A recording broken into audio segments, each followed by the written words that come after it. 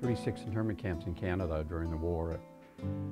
10 of those were Japanese internment camps. The other 26 interned Canadian citizens and prisoners of war from Germany. There was only one internment camp in Maritime Provinces that was located in Ripples, New Brunswick.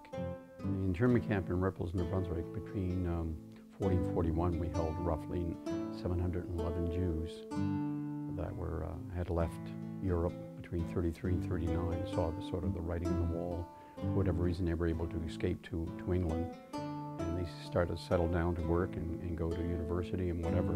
When the war broke out, Churchill and the British government thought there may be spies in the group, so rather than take a chance, they asked Canada and Australia to house them, and they would pay the expenses.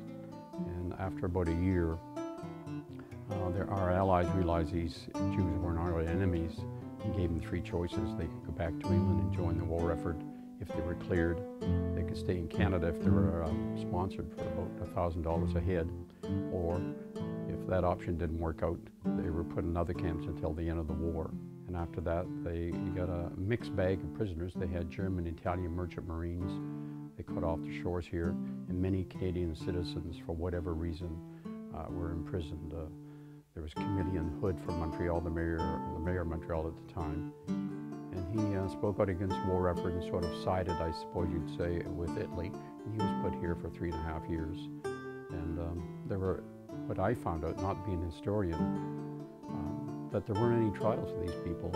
If the government, the Mounties, your neighbors suspected you and reported you, the chances are you may have ended up there, especially if you had connections to any groups that were opposed to the war or sort of favored the German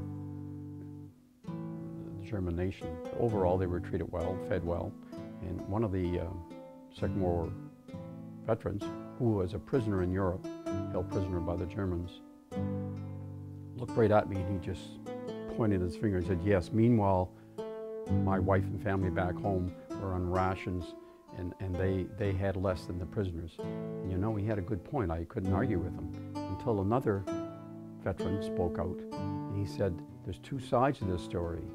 He said, "I was a prisoner of war in Germany during the Second World War. The prisoner said to the guard, the German guard, 'Why are you treating me better than the other prisoners?'